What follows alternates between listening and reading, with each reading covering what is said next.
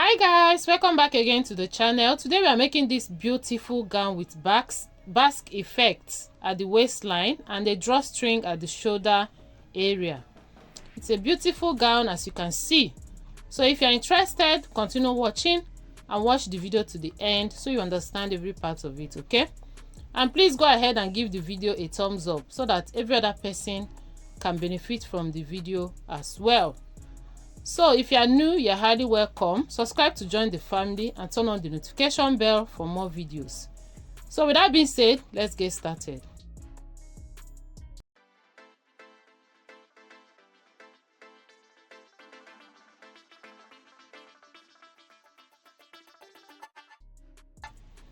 So guys, for this beautiful gown, I have my crepe fabric here. 3 yards of crepe fabric. So I'm going to cut directly on my fabric, and for that reason I'm going to be cutting this in 3 parts following the design. As you can see, we have the upper part, which is from shoulder to the under bust, the middle part, and then the down part. Okay, so I'm going to cut the down part first because I'm making use of just 3 yards of fabric, and I will use the remaining part to cut the upper part, if you understand what I mean. To know the amount of fabric to cut out for the down part, what I'm going to do is to take away from shoulder to the Basque waistline from the full length. My full length is 59 plus 1 inch 60. 60 minus 24. 24 is from shoulder to the Basque waistline. So that will be 36 inches. So I'm going to measure 36 inches and cut it out. And that will be the down part, which is the gathered area.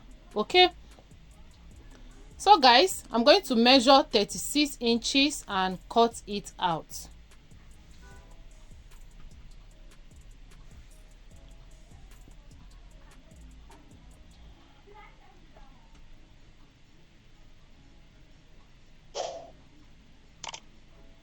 So I have my 36 inches measured out, so I'm going to cut it out now. The reason why I folded the fabric is for easy cutting, okay? So after cutting it out, the remaining parts will be used for the upper part. It's as simple as that.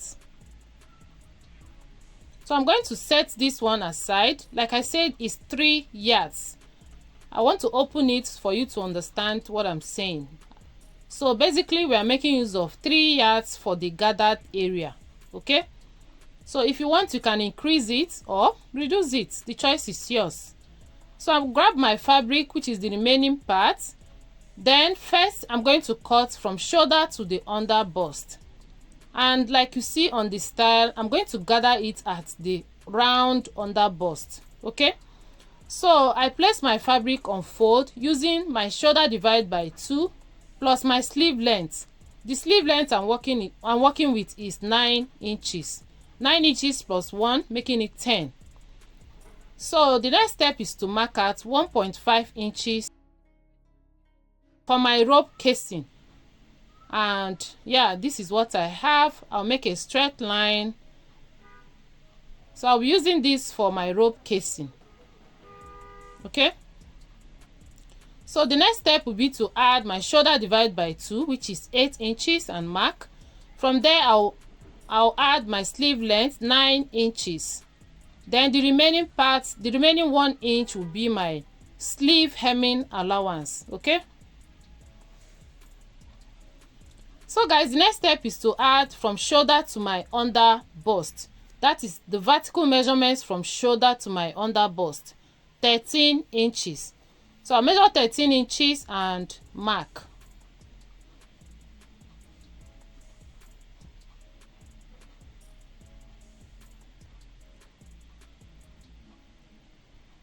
So after that, I'll be adding 1 inch for my joining allowance to join the middle part.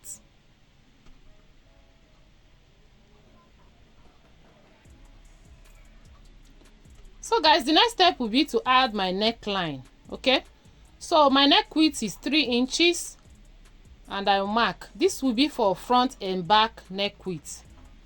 So then again, I'm going to measure my neck depth The neck depth I'm working with is 7 inches. 7 inches. It's not constant. You can either increase it or reduce it. The choice is yours. So I'm going to draw out my V neckline just like you see on the style. So you can either join with a straight line or with a slight curve. However you choose to join it is up to you. So I'm going to join mine like so. And yeah, this is the front neckline. That the sleeve length, I'll add my round sleeve 9 inches and mark. And over there, I'm going to go in by 2 inches. I'll go in by 2 inches. This is just because I'm going to gather the round under bust measurement like I said before.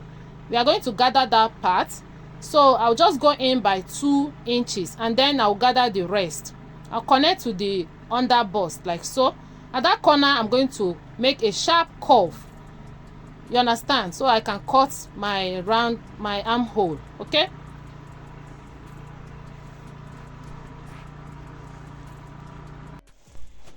So guys, before cutting that corner, I'm going to add my joining allowance over there, 1/2 inch. Okay?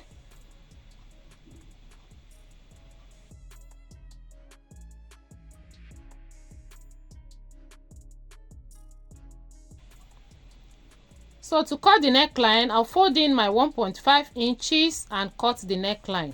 This is optional though. If you don't want, just go ahead and cut your neckline. So this is what I have. I'm going to use this to cut the back side. So I'll grab my fabric and I'll fold it into 2 as well. The only difference between the front and back is basically the zipper allowance. Okay? So yeah, and then the neck depth for the back side is going to be lower than the front neck depth. Do you understand? So if you want, you can make it equal. So it's not constant, it's optional. Okay, I'm going to extend the back neckline by 1.5 inches and mark. And yeah, I'll connect my back neckline. If you want, you can make your neck depth, the back neck depth, you can make it up to the under bust measurement. So if you want it very low, go ahead and do that. Okay, so I'm going to cut it out now.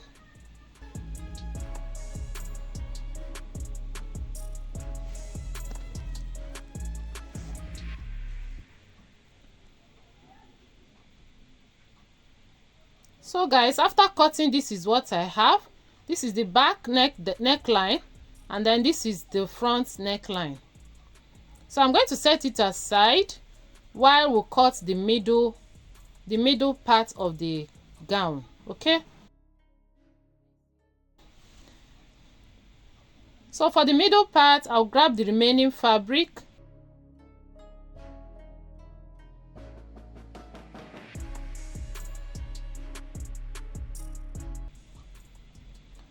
So I'm going to fold this into 2 like so. And yeah,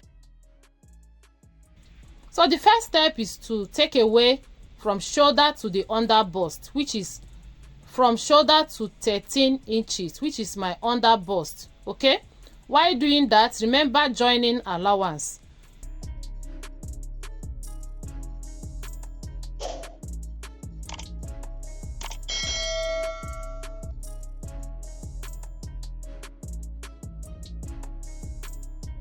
I'm going to measure from shoulder to 24 inches because of the Basque effect. Okay, so I mark 24 inches, and yeah, this is what I have.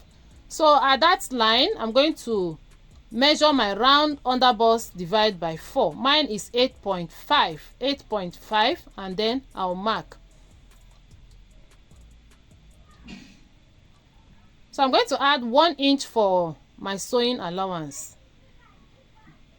So at the waistline, I'll add my waist measurement divided by 4. So mine is 9.75 plus 1 inch joining allowance, and I'll connect the 2 points. So this is basically the middle part. I'll come up at that point by 4 inches to create my Basque effect. So I can connect with a straight line or a curvy shape. Anyhow you want to connect it is up to you.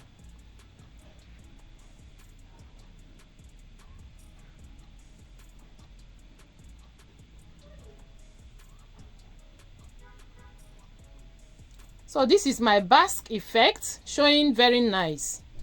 So I'm going to add my joining allowance at the Basque effect to join the gathered area, which is the down part. Okay.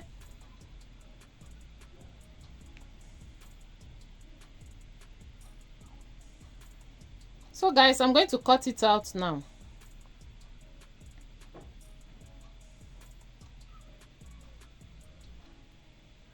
So I'm going to use it to cut the back part. I'll place it on top like this, and then the difference between the two of them is just the zipper allowance.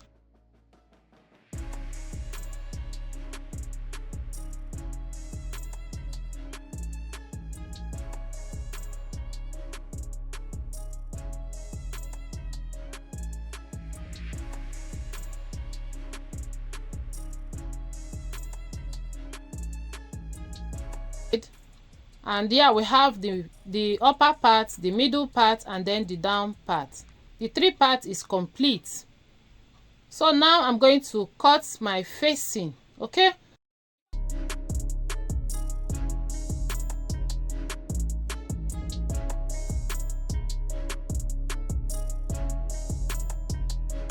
The material is not on fold, so I'm going to use it like that to cut out the front facing.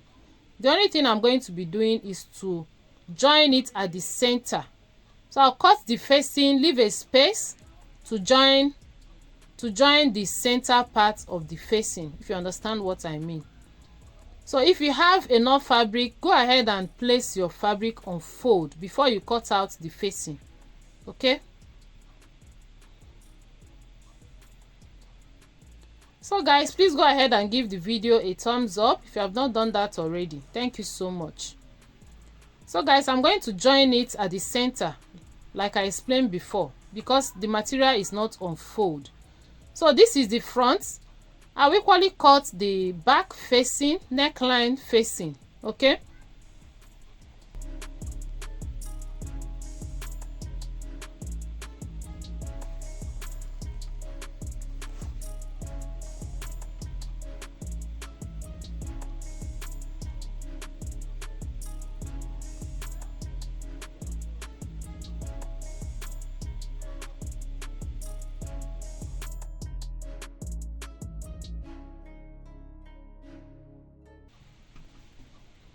So guys, I'm going to cut out the pieces for the rope. To do that, I have 16 inches of my pieces. So I'm going to measure 2 inches in between, and this will be my rope. Okay.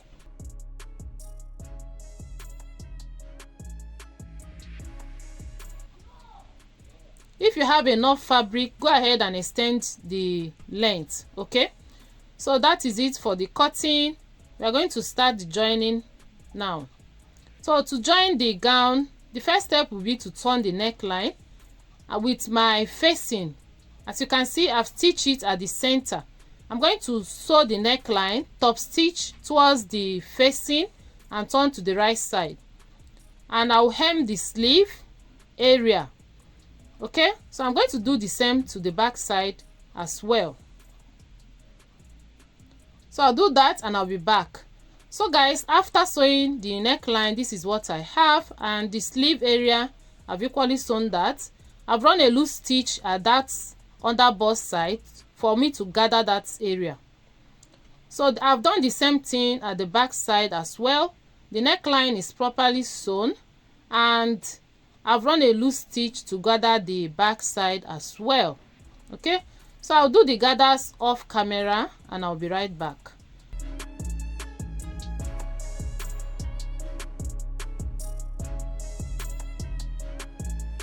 So guys, after gathering, this is what I have. Make sure you gather it exactly the round under bust divide by 2. Okay. So this is the middle part. I've gone ahead to cut my lining part. So I'm going to set the lining aside. I'll join the two of them first before I use the lining to turn. So I'll place it right side to right side and I'll join. Okay. So I'll do the same thing at the back side as well.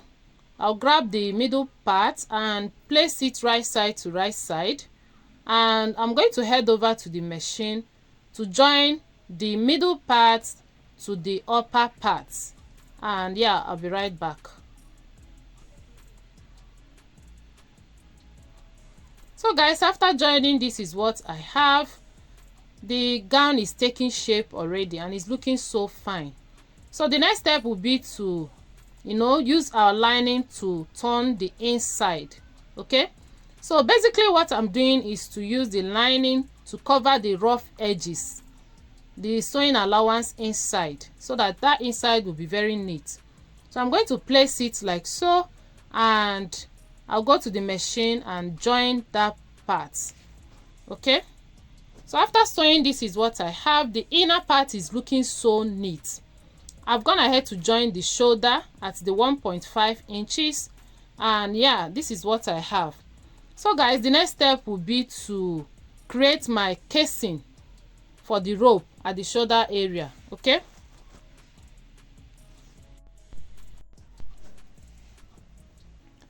so guys, to create my casing, my rope casing, I'll fold a little inside and then top stitch.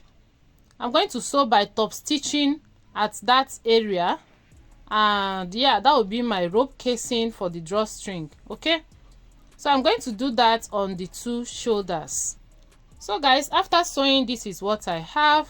The next step will be to insert the rope inside the casing. I've gone ahead to sew my rope, 4 of them, as you can see. So a quick illustration on how I stitch the rope. So I fold it into 2 and I stitch just at the half inch space. So I'm going to grab my office pin and use it to turn to the right side. Okay, so this is one way you can sew this. If you want, you can just fold it into 2. You fold it into 2 and fold it again to stitch the rope down. So that is it. So after turning, this is what I have. So I have the 4 ropes ready. So the next step is to insert it into the casing. So while doing this, please take your time, don't be in a rush. Okay, so you won't end up pulling out the rope outside to the other side, if you understand what I mean. So I'm going to insert the 4 ropes.